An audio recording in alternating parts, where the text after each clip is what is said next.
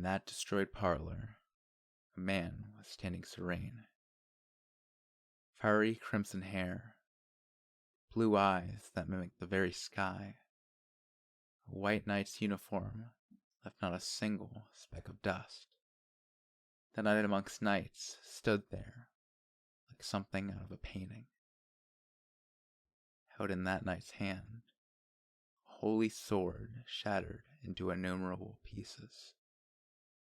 With just one swing, a weapon crafted by a master swordsmith who'd left his name upon the world, had turned to dust like it was nothing.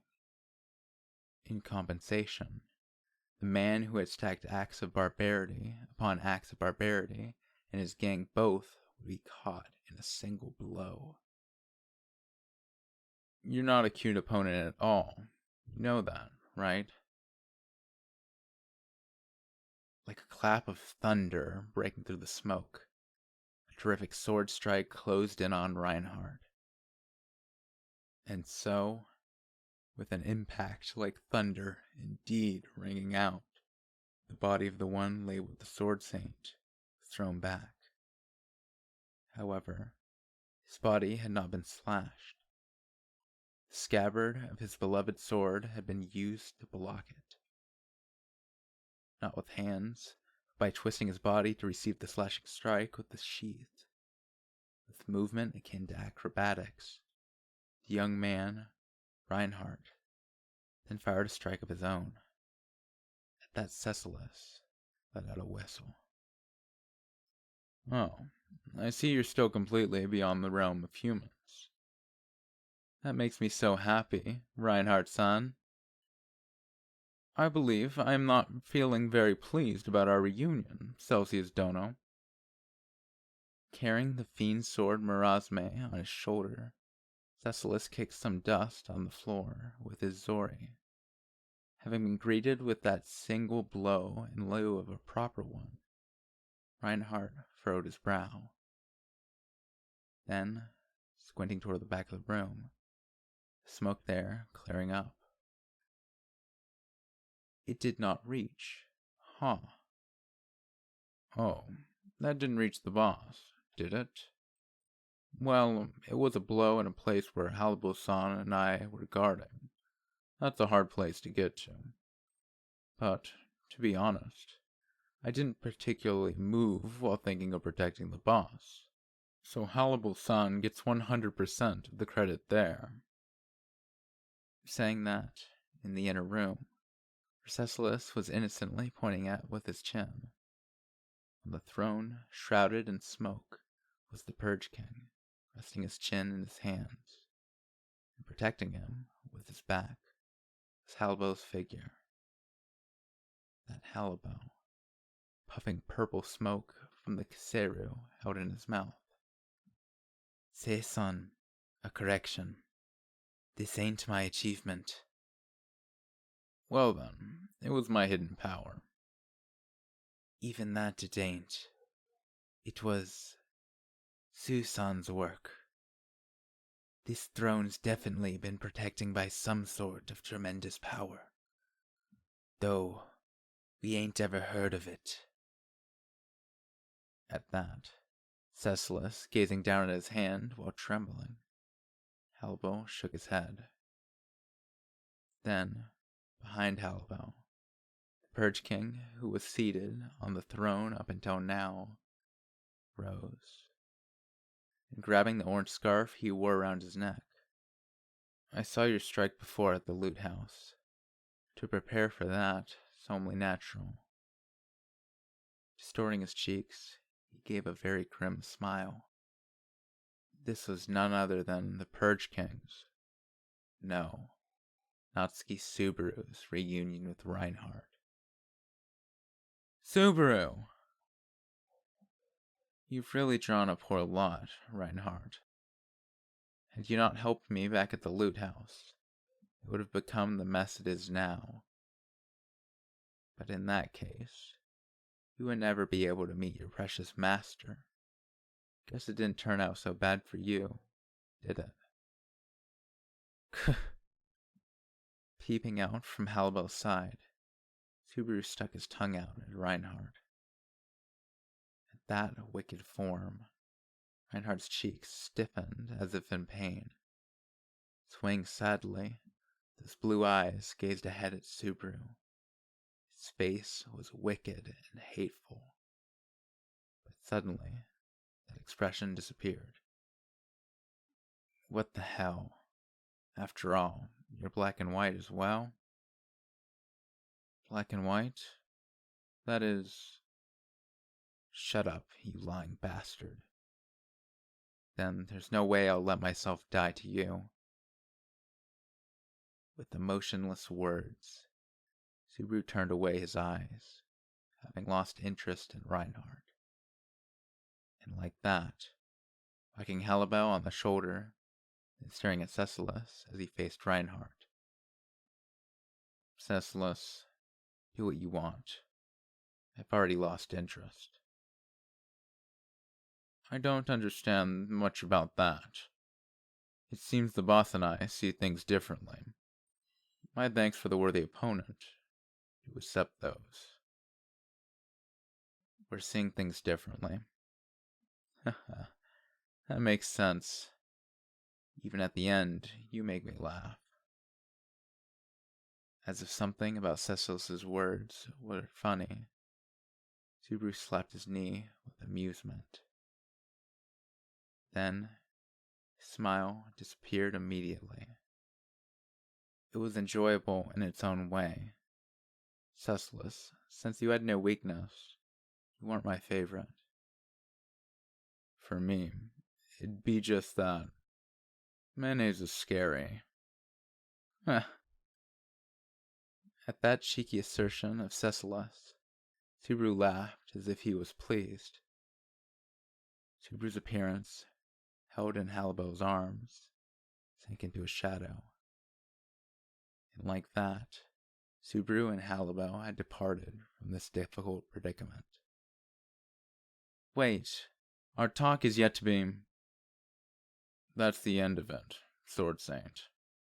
If you don't want it to stop there, then please catch up and start over. But before then, this faithful subordinate of the Purge King is going to be blocking your way.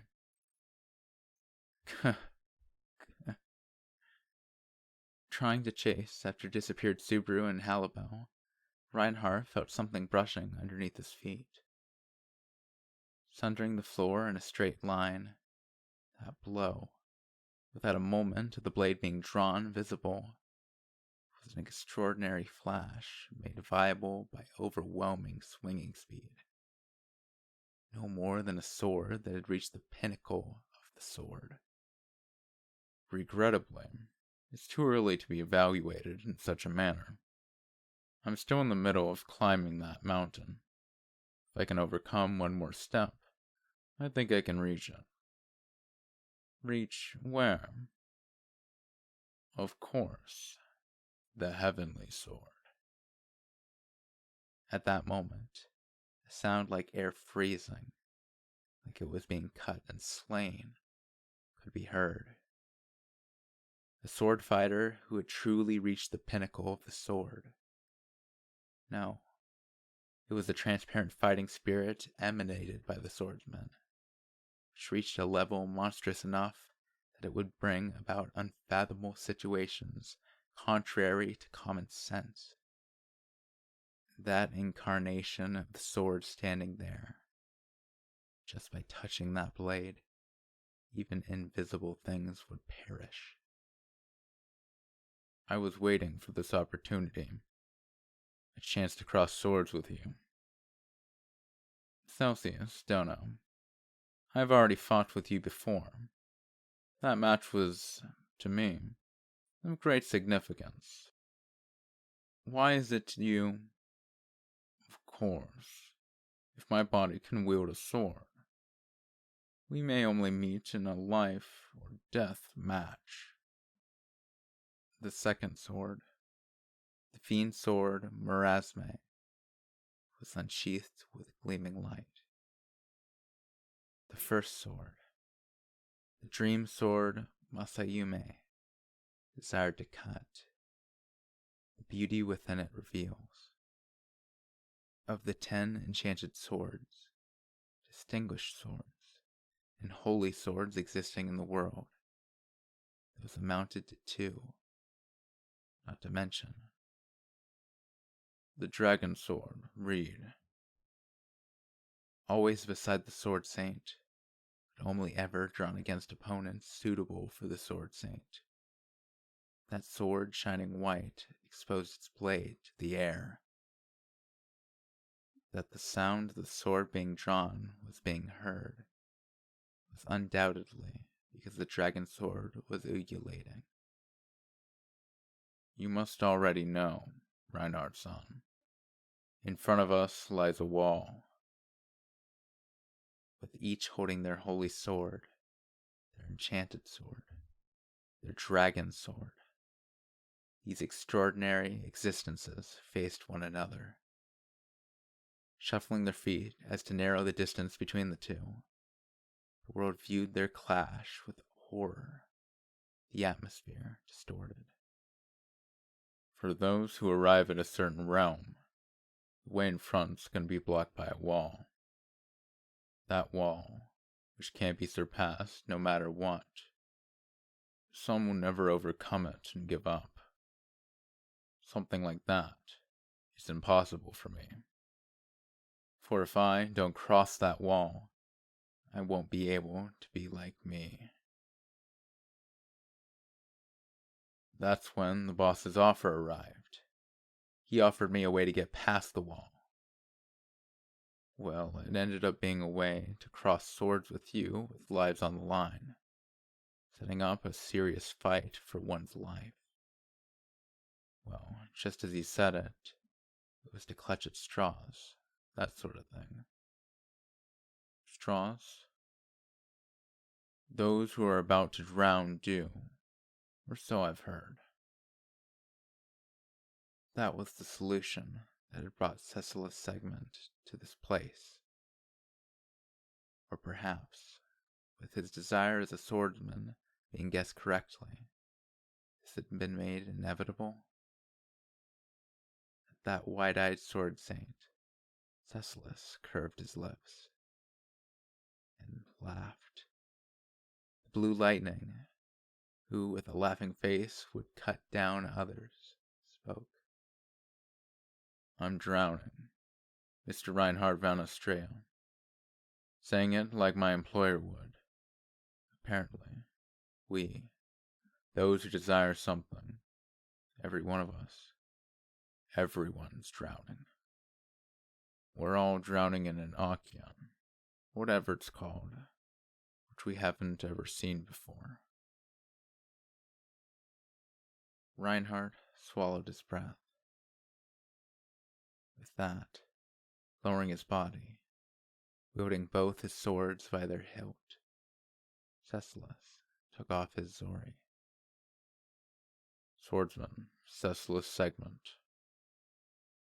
Not of the Vulcanian Empire, not as a general, not as the Blue Lightning.